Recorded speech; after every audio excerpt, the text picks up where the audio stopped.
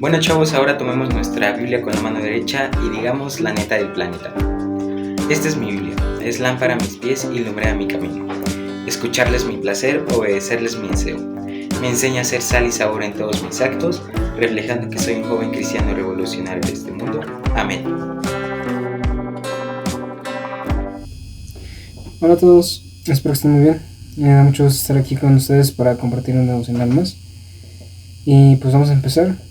Aquí les cuento primero un poco del contexto de por qué elegí este título para este devocional. Resulta que hasta hace poco pude ver esta película de Todo en todas partes al mismo tiempo, que fue bastante premiada y pues ya tiene rato que salió, pero no había podido verla. Y hay una escena en la que el personaje principal es capaz de ver un futuro alternativo en el que ella se convierte en una famosa peleadora de Kung Fu en lugar de ser una trabajadora en una lavandería, en consecuencia de una sola decisión que tomó. Y me hizo pensar en pues las decisiones que yo he tomado en mi vida. Y de hecho creo que es algo que ya había estado en mi mente por un tiempo. Me pongo a pensar en las consecuencias que han tenido mis decisiones y en esos futuros alternativos que pudieron haber pasado, ¿no? Si hubiera cambiado mi decisión. Y después de estar reflexionando en eso, llegué a la conclusión de que pues no es nada sano estarme preocupando o angustiando por los futuros alternativos de mi vida, sino que debo estar agradecido con Dios por lo que me ha permitido vivir hasta ahora y confiar en que el momento presente es el más importante y es en donde debo estar. Y además que todo lo que me ha pasado, pues Dios lo puso ahí y me trajo hasta aquí por una razón. Entonces, esta noche quisiera compartir con ustedes algunas enseñanzas que van relacionadas a este tema y pues que me traen paz cuando me angustio al sobrepensar en mis decisiones. Pero bueno, antes de empezar, pues vamos a orar para que Dios nos hable. Señor, te doy muchas gracias por este día, gracias porque nos permites aprender tu palabra. Te pido que esta noche seas tú quien nos hable y que podamos aplicar lo que nos digas en nuestra vida. En el nombre de Jesús, amén. Bueno, la primera enseñanza dice así: ante la dificultad para decidir, busquemos la sabiduría de Dios. Entonces, cuando se nos presenta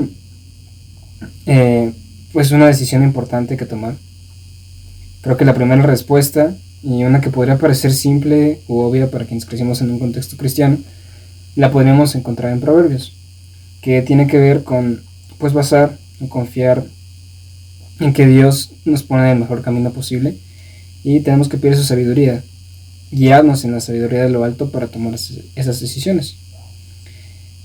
Pues sabemos que no nos conviene realmente confiar demasiado en nuestro criterio, porque es falible. Y pues hay algunos proverbios en particular que les quiero leer que nos invitan justamente a esto, a confiar en Dios sobre cualquier cosa. Y nos dicen que si dejamos que Él sea quien dirige nuestros pasos en nuestra vida, pues es como realmente vamos a tener éxito. Así que miren, dice Proverbios 16, del 1 al 3: podemos hacer nuestros propios planes, pero la respuesta correcta viene del Señor.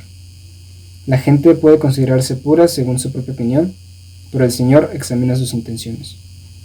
Pon todo lo que hagas en manos del Señor y tus planes tendrán éxito. Entonces, pues algo que podría parecer, como digo, tal vez muy simple, ¿no? Que creo que sí es muy útil, obviamente, y pues es la palabra de Dios. Y es importante reconocer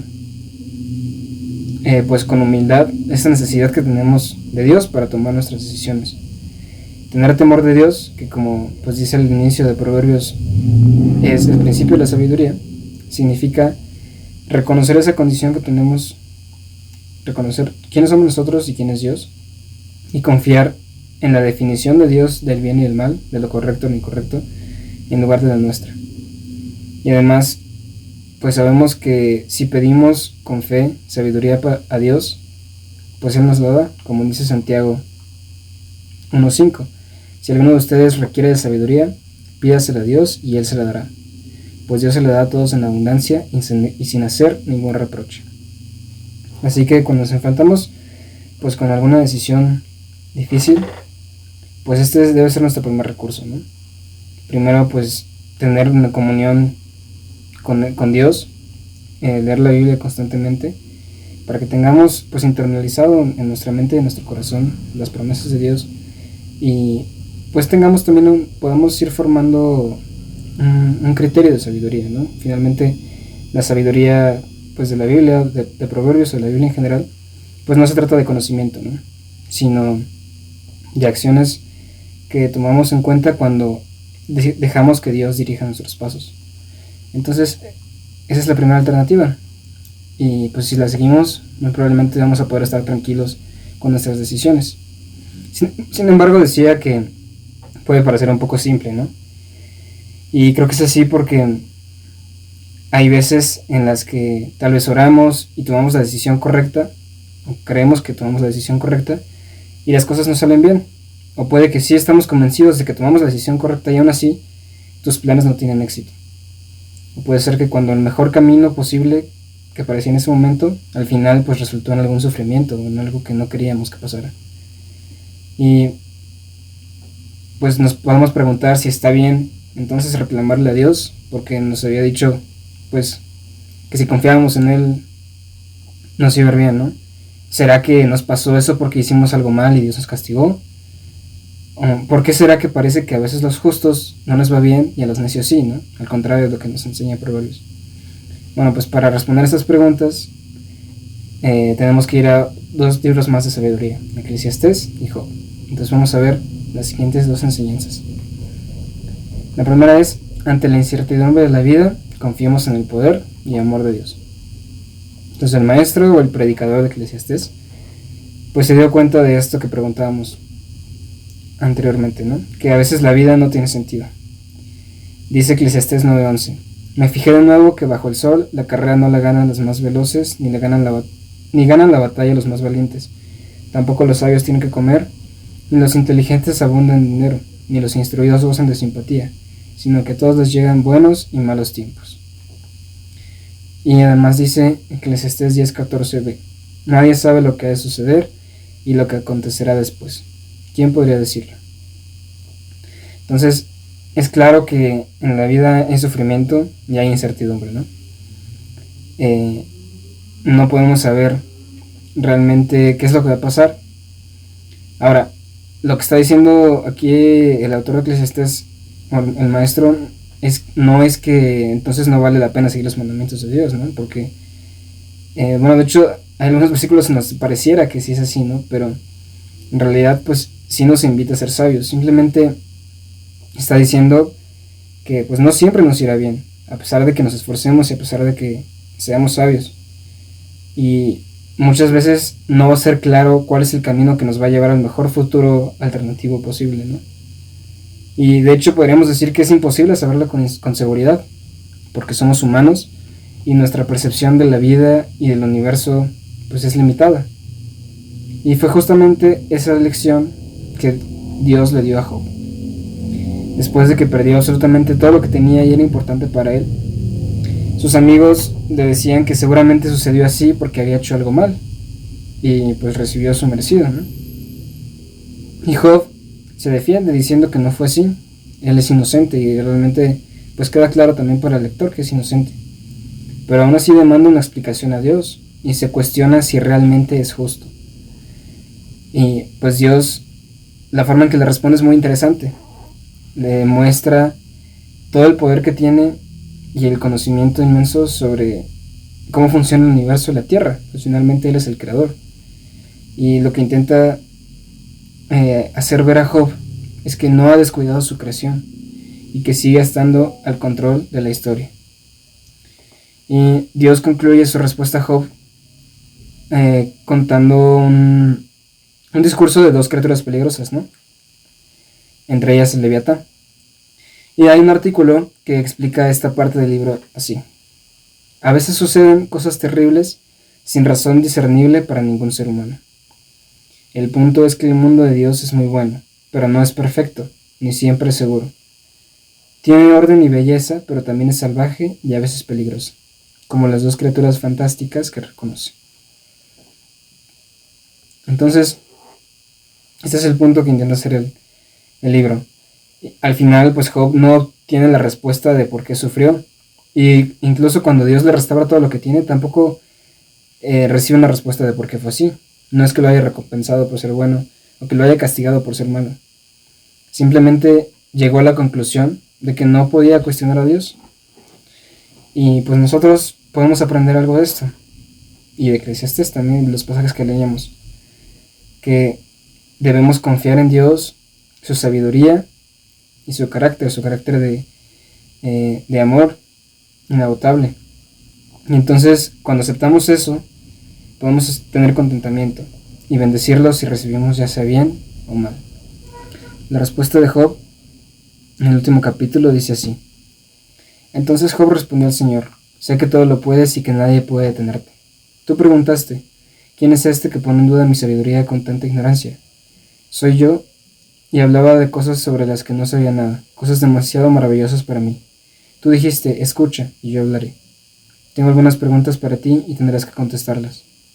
Hasta ahora solo había oído de ti, pero ahora te he visto con mis propios ojos.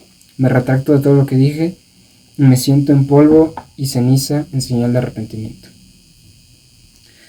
Y otro pasaje de Eclesiastés, en Eclesiastés 11:5 dice: así como no sabes por dónde va el viento ni cómo se forma el niño en el vientre de la madre, tampoco entiendes la obra de Dios, el creador de todas las cosas. Entonces está claro que no tenemos pues la perspectiva completa sobre las cosas que suceden. La palabra que se utiliza en Eclesiastés, vanidad, también puede ser traducida como humo o niebla. Entonces pues mientras estemos aquí, en nuestras decisiones, en los posibles caminos que podemos tomar, pues va a haber niebla. Y tenemos que aprender a confiar en Dios dentro de eso y aceptar que no siempre van a salir las cosas como queremos, aun si seguimos los mandamientos de Dios o si somos sabios. Eso no significa que no tengamos que hacerlo, como ya dije. Nos conviene confiar en Dios y en su sabiduría. Y además hay otro atributo de Dios que ya mencioné: su amor. Una vez que aceptamos la soberanía de Dios y nos humillamos ante su grandeza, pues podemos descansar también en ese atributo de Dios. Él quiere lo mejor para nosotros según su palabra. Y en su perspectiva de las cosas, que como decíamos, es infinitamente más grande que la nuestra, sus propósitos siempre se van a cumplir. Dice Jeremías 29:11: pues yo sé los planes que tengo para ustedes, dice el Señor. Son planes para lo bueno y no para lo malo, para darles un futuro y una esperanza. Entonces podríamos decir que en cualquiera de los futuros alternativos, pues Dios va a estar ahí con nosotros y va a seguir el control, aunque no lo podamos ver. Puede que nos pase como le sucedió a José, que incluso a través del sufrimiento, Dios lo usó para lograr cosas grandes que ni siquiera se puede imaginar. Miren cómo dice Génesis 45 del 5 al 8. Pero no se inquieten ni se enojen con ustedes mismos por haberme vendido. Les está hablando a sus hermanos, que lo vendieron como esclavo. Fue Dios quien me envió a ese lugar antes que ustedes, a fin de preservarles la vida. El hambre que ha azotado la tierra estos últimos años durará otros 5 años más, y no habrá ni siembra ni siega. Dios me hizo llegar antes que ustedes para salvarles la vida a ustedes y sus familias, y preservar la vida de muchos más. Por lo tanto, fue Dios quien me envió a este lugar, y no ustedes. Y fue Él quien me hizo consejero del faraón, administrador de todo su palacio y gobernador de todo Egipto. Muy bien, entonces son dos enseñanzas las que hemos visto. La primera: ante la dificultad para decidir, busquemos la sabiduría de Dios. La segunda: ante la incertidumbre de la vida, confiemos en el poder y amor de Dios. Y por último, ante la falta de un propósito claro, vivamos el propósito de Dios. No sé ustedes, pero aún a pesar de esclarecer un poco las dudas con estos dos puntos anteriores, como que queda algo que me preocupa todavía. Puedo temer al Señor, confiar en Él y pedir su sabiduría para tomar decisiones. Y confiar en que Él está en control, aun cuando las cosas no suceden como espero. Pero de todas formas, siento que todavía queda niebla en el camino. Personalmente, cuando intentaba responder a preguntas como: ¿hay un propósito único con el que Dios me creó? Y si es así, ¿cómo lo encuentro? Pues me sentía totalmente perdido. También me preguntaba: de todos los caminos posibles, ¿cómo puedo saber cuál es el propósito de Dios para mi vida? ¿Qué pasa si tomo una decisión equivocada? ¿Significa entonces que arruiné el plan de Dios?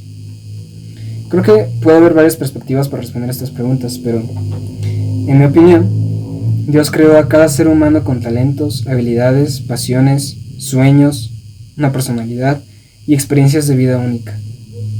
En este sentido, podemos cumplir una misión única en esta tierra, pero eso no significa que nuestro propósito sea algo estático en el tiempo, claro y específico para todas las personas, o que se limite a una sola cosa. Somos seres complejos y la vida también lo es. Entonces, y ahora, respondiendo ahora a la pregunta de cómo encontrarlo, pues creo que es una tarea que requiere de introspección constante, que no va a ser suficiente con un test de personalidad o de tus dones o tus talentos para conocer tu propósito y enunciarlo. Y ni siquiera estoy seguro que esta tarea de encontrar tu propósito en algún punto acabe, porque mientras estamos vivos podemos ponernos nuevas metas, encontrar nuevas misiones, cambiar como personas. Sin embargo, hay un propósito que sí es claro y específico, que es para todos los seres humanos y que lo mejor es que puedes empezar a cumplir desde hoy y que nunca va a terminar. Y este es el propósito de vivir en comunión con Dios, ser un verdadero discípulo de Jesús y cumplir con la gran comisión. Y lo mejor de este propósito es que cuando lo tienes como prioridad, cuando vives en la presencia de Dios, entonces puedes lograr alinear tu voluntad con su voluntad y soñar lo que Él sueña, amar como Él ama. Y entonces puedes estar seguro de que sin importar el camino específico, el futuro alternativo que tome tu vida, ya sea si estudias una carrera u otra, o si no estudias ninguna, si te casas o no, si te vas a vivir al extranjero o no, si logras comprar la casa de tus sueños y tener un perro o no, no importa, estarás cumpliendo el propósito de Dios para tu vida si tienes la prioridad de amarlo a Él y seguirlo a Él. Entonces, planea, sueña, trabaja por alcanzar tus metas, pero no dejes que eso te quite la paz, como me pasó a mí, angustiado por los futuros alternativos. Al contrario, debemos confiar en la promesa de Dios, así como el salmista. El Señor llevará a cabo los planes que tiene para mi vida, pues tu fiel amor, oh Señor, permanece para siempre. No me abandones porque tú me creaste. Salmo 138:8. Además, como nos dice el libro de Eclesiastés hacia el final, es bueno hacerte esas preguntas, que nos confronten, como el maestro. Pero sobrepensar las cosas es agotador, y a veces se nos olvida vivir por estar haciéndolo. Entonces, creo que es importante que nuestra base firme sobre la que descansamos, cuando vienen las dudas y el mundo se nos viene encima, debe ser siempre nuestra fe en Dios y el anhelo de conocerlo más, amarlo más y obedecerlo. Miren, dice Eclesiastés 12:13, las palabras de los sabios son como aguijones, como clavos bien puestos en sus colecciones de dichos, dados por un solo pastor. Además de ellas, hijo mío, ten presente que el hacer muchos libros es algo interminable, y que el mucho leer causa fatiga. El fin de este asunto es que ya se ha escuchado todo. Teme a Dios y cumple sus mandamientos, porque esto es todo para el hombre. Este es nuestro propósito más trascendente. Entonces, la tercera enseñanza: ante la falta de un propósito claro, vivamos el propósito de Dios. Y ahora quiero concluir con un desafío: a disfrutar tus días bajo el sol. Bueno, espero que estas tres enseñanzas pues te puedan ser útiles para tomar decisiones, para aprender a estar en paz con las dificultades de la vida y para vivir con propósito. Como estuvimos viendo, de alguna forma todo esto tiene que ver con dejar de preocuparnos por los futuros alternativos y tener paz en Dios. Pero en última instancia, creo que lo más importante de todo es aprender a disfrutar el momento presente. Así que quiero invitarte a quedarte con este último desafío que yo he tomado para mi vida. Aprovecha al máximo la vida tan hermosa que Dios te ha regalado, con toda su complejidad, y reconoce su presencia en los momentos simples de la vida. Gózate en su amor y vive amando a los demás, para ser aquello para lo que fuiste creado y vivir una vida que valga la pena. Y finalmente, quiero compartirles algo que escuché en un podcast sobre Eclesiastés de Bible Project, que creo que resume muy bien esta reflexión que hemos estado teniendo. La vida está llena de cosas que están fuera de tu control y no siempre tienen sentido. La muerte, el azar y el tiempo te lo ponen en la cara todo el tiempo. Bueno, entonces, ¿qué debemos hacer? Ser sabios, temer al Señor, estar en el presente. Disfruta de lo que tienes delante, no intentes controlar, solamente disfruta. Bueno, espero que esto haya sido de bendición para ustedes. Vamos a orar. Dios, te doy muchas gracias por esto que me has hablado a mí, que me permites compartirlo. Te pido que sea de bendición para la vida de las personas que lo están escuchando, que podamos confiar en ti, en tu propósito, que nuestro anhelo más grande sea conocerte y amarte, y vivir en amor también para con los demás. Que estemos confiados en que tú has prometido cumplir tu propósito en nosotros, y que aunque no lo veamos, tú estás ahí. Todo esto te lo pido y te lo agradezco en el nombre de Jesús. Amén. Que Dios los bendiga.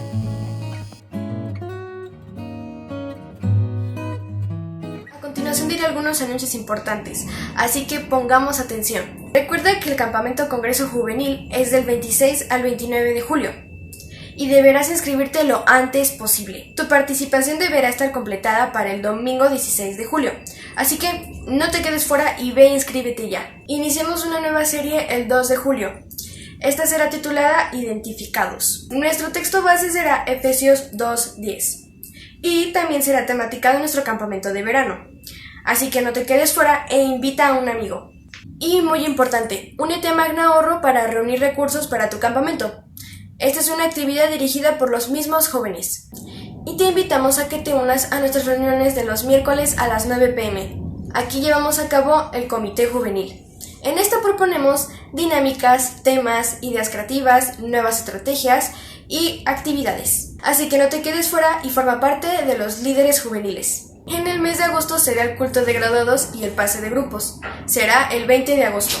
Únete con tus consejeros si terminaste alguno de los grados académicos, secundaria, preparatoria, universidad o alguna maestría. Únete para darle gracias a Dios por una meta más en tu preparación. Y si quieres unirte al comité organizador del campamento, puedes unirte con los consejeros o con Ale Amezcua, Anita García o Elisama Rosas. Todos son bienvenidos. Y este anuncio es muy importante porque te invitamos a participar en los devocionales juveniles. Si te gusta escribir tus devocionales, lees la Biblia y quieres compartir con otros jóvenes, esta es una oportunidad para compartir tu fe. Pide informes a Sarah Jane del grupo de profesionistas. Estos son todos los anuncios por el día de hoy. Te invitamos a que te sigas uniendo y sigas participando. ¡Adiós!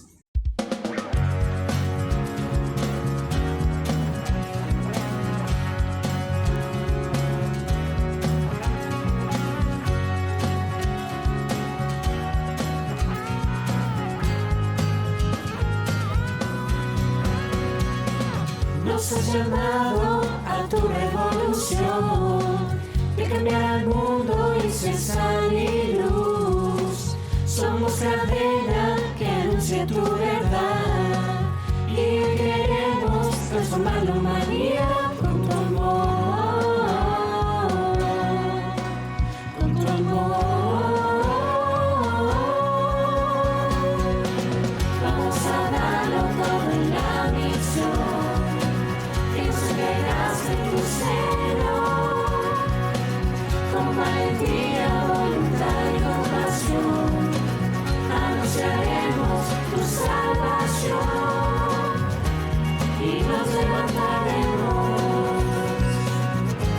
por tu revolución, Jesús. Esto es algo más que una celebración.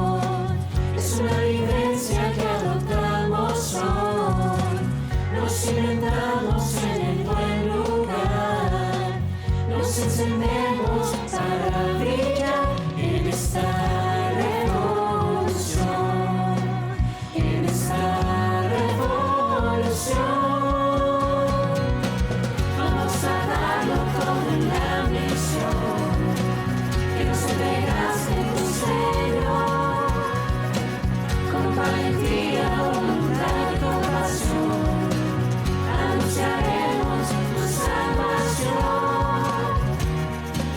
levantaremos por tu revolución, Jesús.